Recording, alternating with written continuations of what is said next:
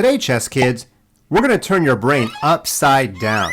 That's right. I'm going to change everything I ever taught you about chess. We always talk about improving your pieces, making them better, making threats, advancing. But today, the opposite. Today is the art of doing nothing. We have a word for that in chess. We call it fortress. No, not like the blanket forts you used to make as a kid in your living room. These fortresses are going to be much stronger. What is a fortress? Well, a fortress is when you're worse in the endgame. Your opponent has more pieces or better pieces, and your goal is to not let their pieces advance into your territory. This usually means walking back and forth or doing nothing. Take a look at our chessboard here. Black clearly has more points. It's 9-6, but white can make a draw pretty easily as long as he doesn't try to win the game. Let's give black the first move and have him advance his king. Notice how the pawn guards the rook, but the pawn would also guard the rook if the rook was on e3. So guess what?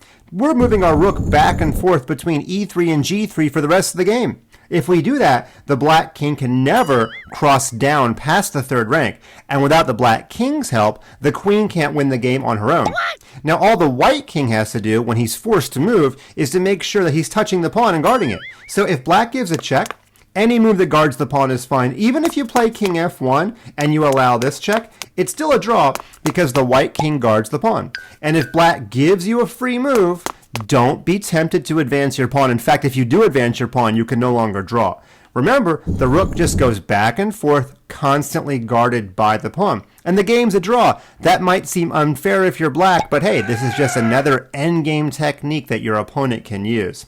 If we go back to the starting position, it might surprise you to know if white's pawn began on the square f3, it would actually no longer be a draw because the black queen could give checks. She could come around behind the white king and actually find a way to win. We're not going to go into how to do that. You're going to have to take my word for it.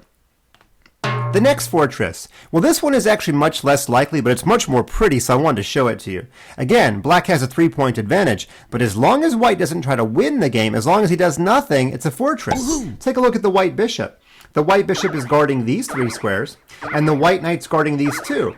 Take a look at that. The black king can never invade that little corner of the board, and again, black can't win with his queen alone.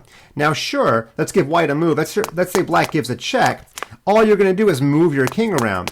Now, he could pin your bishop, but you'll just move your king back. No big deal. There are certain positions, let's say this one, where you don't really have any great king moves. You don't want to start walking your king out of the corner. That's his safety net. So what you could do here is just move your bishop, and that does not mess up the fortress. There's no way the black's king can invade, even if the black king goes here, and even if the black king goes here, and even if the black king goes here even, you just give check and you force him right back out.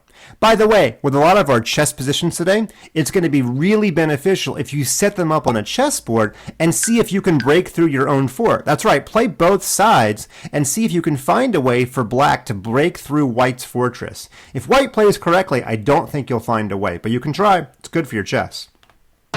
All right, here comes the next one. Sometimes you can make a fortress with just your pawns. This one's going to be a little bit tricky. I'm going to challenge you. If you were the black team, how could you prevent the fortress? Now, if you're just looking at this chess position and I give you 2 seconds to think, which is not nearly long enough, and it's black to move, I bet the first move you considered was to move the king to the square c6, and that makes the most sense at first sight. He's about to go here and gobble up white's pawns. After all, white's king is really far away. However, now that you know about fortresses, can you guess white's next move? Well, it's pretty easy. Remember, the idea of a fortress is to prevent the opponent's pieces from advancing. We know exactly where the black king wants to advance to, so after the move a4, it's actually a really easy draw. In fact, you could have a monkey playing the white pieces and a monkey could draw because there are no legal moves that will ever mess up the fortress. That's right. If somebody just knows how the king moves, they can draw this game against Magnus Carlsen.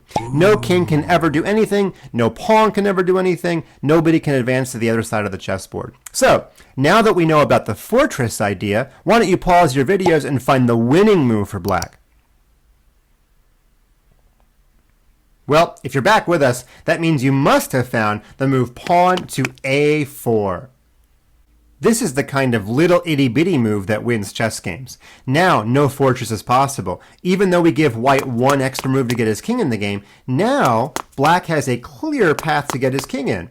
Of course, when the black king gets to c4, it's going to be a win. And if white plays a3, well, that doesn't exactly guard c4 now, does it? The remainder of the game would be something like king here, and white has no good moves. I suppose he could try the move pawn to a3. There are several winning moves. I like king to c3. White is in Zugzwang. You already know that term. When he moves his king, the d pawn falls. Okay, next chess position. This is from a real grandmaster game between two very famous grandmasters. Now, it looks like white has to move his knight somewhere backward. Maybe he could go to the square g4. If white's trying to win the game, he might make a move like that. But you know what? White might be a little bit worse. His king is much worse than black's, and black's pawns are further down the board.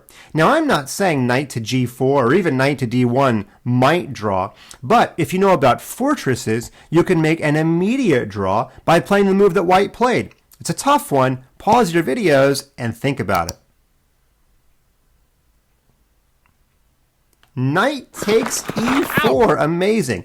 That is definitely not the first move you considered. If it was the first move you considered, well, let me go ahead and give you the honorary ChessKid Grandmaster title. Of course, black's going to take, and now all we have to do is walk our king to the corner. It's a very funny fortress. We're down a whole bishop because we just gave away a knight and a pawn for basically nothing, but there's no way that black can get our king out of the corner. Notice white's pawns are on light squares, which is the opposite color of black's bishop. So black's bishop can't hurt us, and if he ever goes to the square d4, surprisingly, that doesn't really help. Because when the bishop does go to the square d4, we can just push our pawn, and if he takes us, it's stalemate. And if he doesn't take us, well, what's he going to do? What's he going to push the pawn? Well, we'll just keep advancing. And even if he wins this pawn, look at this idea. Now he's up a bishop and a pawn, and black still can't win. Because when our king moves, what does he ever do to get our king out of there? I have no idea. If our king ever goes to the square f1 as black, it's still a draw. So white moves his king back and forth, g1, h1, g1, h1. It is the simplest of draws, but only if you know about the fortress idea. Couple more for you. This one's a lot more complicated, but if we really have learned the ideas from the first four positions, you'll get this one. White is a little bit worse. Black has the bishop. When pawns are on both sides of the board, we usually like the bishop. Also, white has weaker queenside pawns. They're doubled and isolated.